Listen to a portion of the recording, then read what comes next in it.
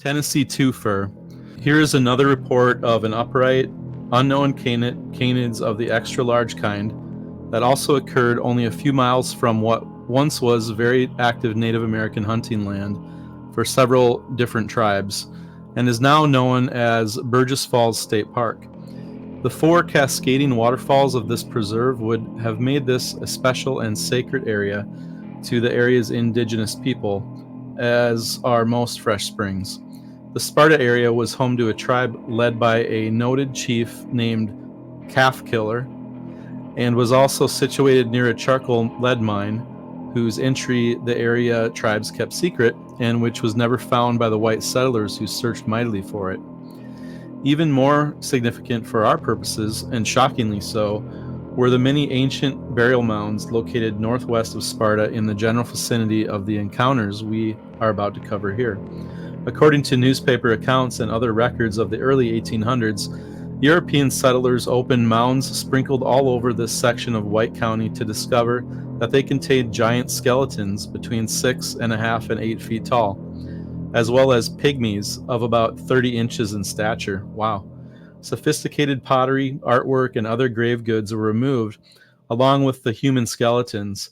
There were also bones of a huge feline found in a nearby cave with skeletal remains of other large animals.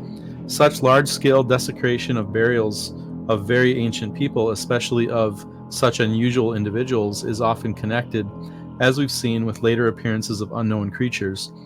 For many more details on this county's fascinating history, see the website danielhaston.com. That's DANIELHASTON.com for a paper titled Legends and Stories of White County, Tennessee.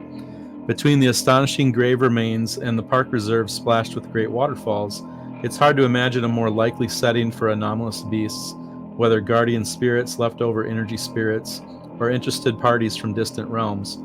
Here is a young woman's eyewitness story, name withheld on request. In 2002, and then again in 2003, I saw something that can't be classified to my knowledge using zoology in northwest of Sparta, Tennessee. I saw this thing twice, once with a neighbor of mine and once with my oldest brother. It was a strange experience that I will never forget.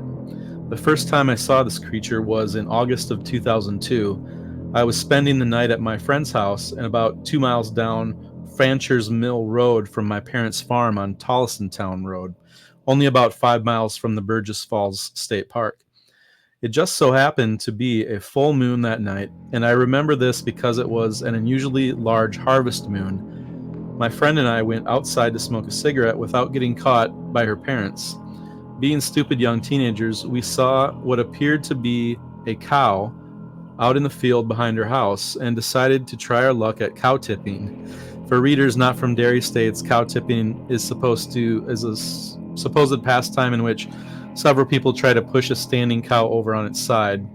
It is considered a rural legend by many who have researched the possibility, since bovines can weigh between 1,400 and 4,000 pounds.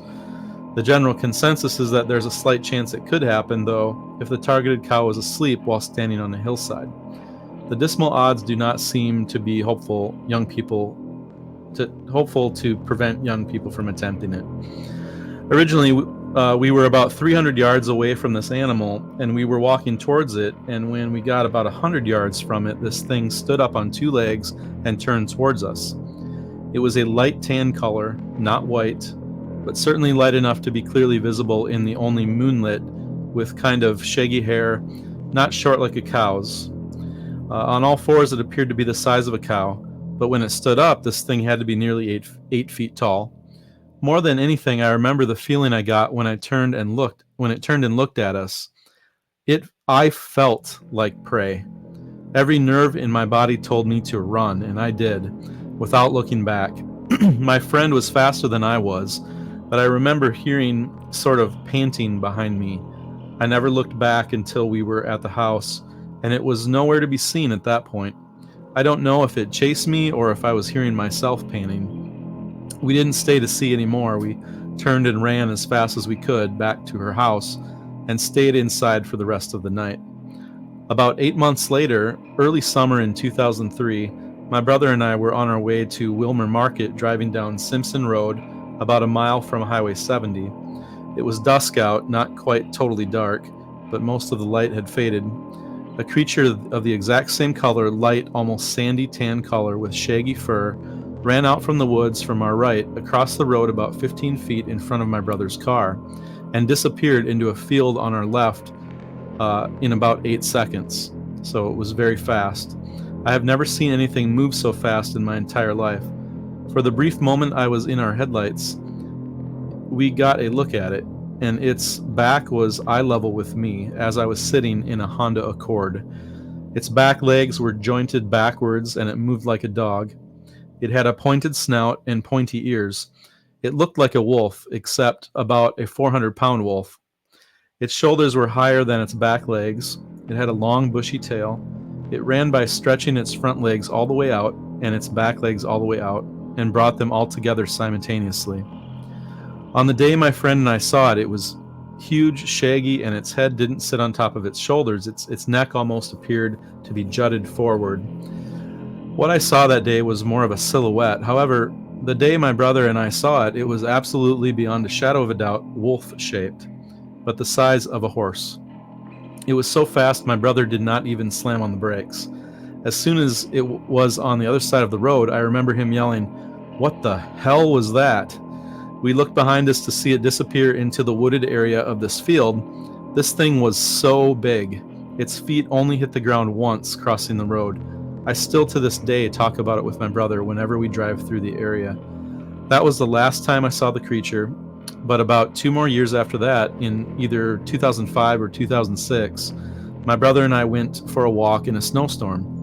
Dane, I just want to ask you before you continue. Okay. Yeah. So first they saw the creature that is huge, looks like a cow, stands up, is even bigger.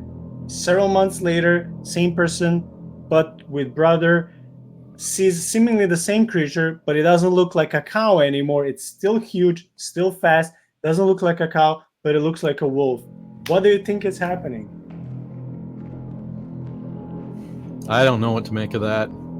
Other than you see something standing about the height of a cow that's standing out in a field, and you might think cow or horse because four-legged animal in a field, you know.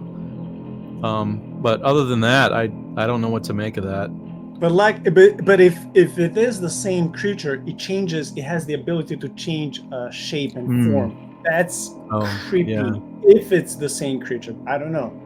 Yeah. But to me, that's like you cannot be a cow now and then a wolf later.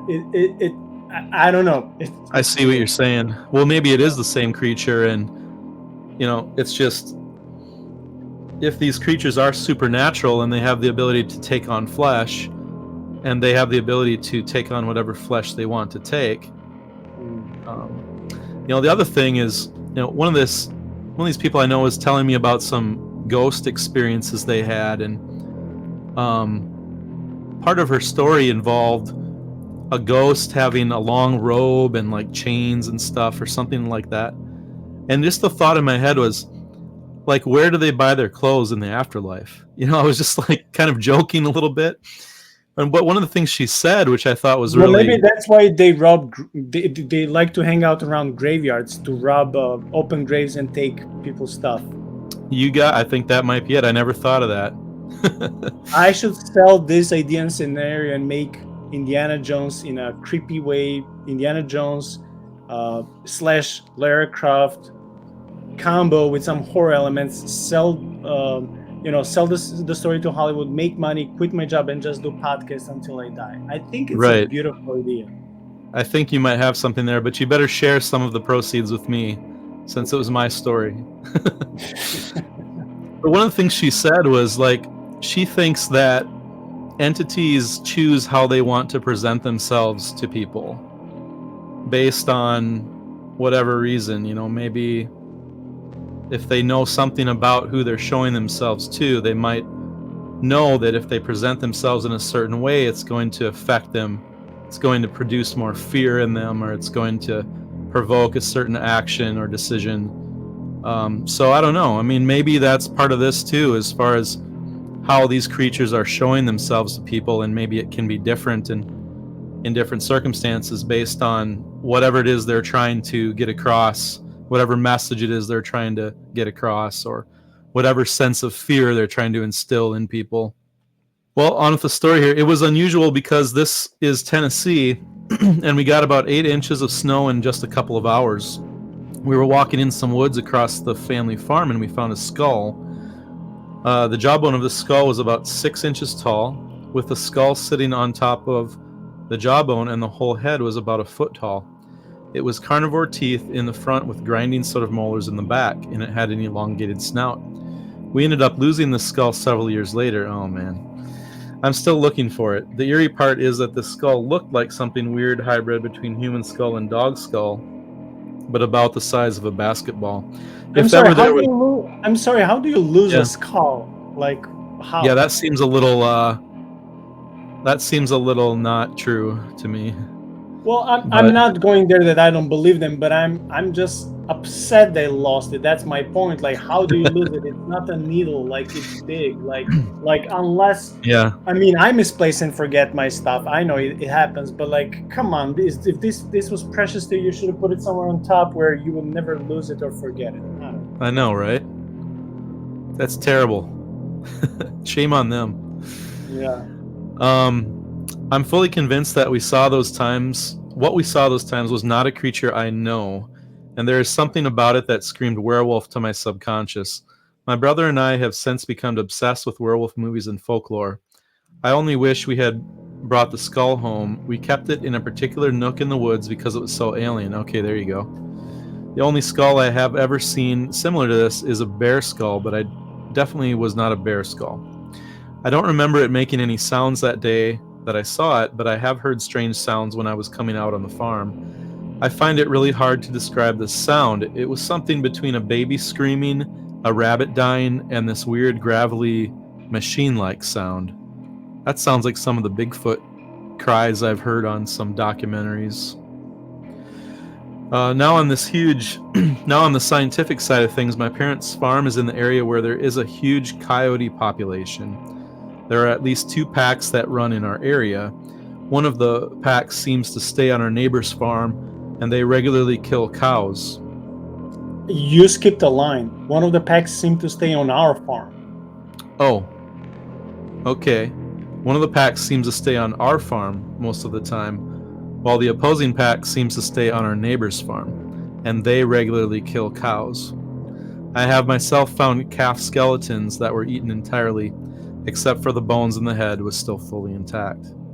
In the same stretch of woods where my brother and I found the skull, we also found about 30 dog skulls. I mean, there's your cow connection. They're killing cows, so they're taking the form of a cow. I mean, maybe there's something with that. But these Also- are coyotes. These are coyotes. These are not like supernatural beings. I mean, I don't know. Yeah, but the coyotes are a dog-like creature killing cows. This is a dog-like creature, Okay. so maybe the fact that there's cows being killed, and it's kind of a parallel, I feel like. Let's see. So also this part is what I thought was weird is in the same woods we also found a wallet with a driver's license, social security card, and a work ID in it. The license expired in 1985. It may be significant, or it may be that some hunter lost his wallet in the woods. My brother, who found the skull with me, and I are convinced that there is something out there that hasn't been scientifically proven yet. I am so thrilled to talk to someone who doesn't automatically look at me like I'm crazy for this. Well, obviously the werewolf man took off his wallet and clothes before he turned into a werewolf, right? It could be. Who knows? Yeah. So the eyewitness is correct about my perception of her. I certainly don't think that she is reality challenged because she had these 2 experiences. There have been other sightings in Tennessee of dogmen and Bigfoot. Both of these creatures, canine and ape humanoid, have been observed by witnesses to take and or eat smaller dogs. So the fact that she and her brother saw 30 dog skulls along with the larger, approximately basketball-sized skull doesn't surprise me. Usually the skulls of large carnivores can be identified by a zoologist, wildlife specialist, or taxidermist. One other thing that may be worth noting is that these latter 3 reports involve larger than usual specimens, which with witness comparisons to the size of a horse or a cow. As I continue to receive reports of massive quadrupedal canines, we'll be coming back to them in another chapter. I might add that her encounter and interactions comprise only one of many reports of large anomalous creatures in Tennessee. About a half-hour's drive south of Sparta, for instance, lies McMinnville, where a Bigfoot encounter, as told in my book Monsters Among Us, occurred. We've talked about possible origins and increasing numbers of these creatures, but in the next chapter we'll take another run at them with a significantly different slant.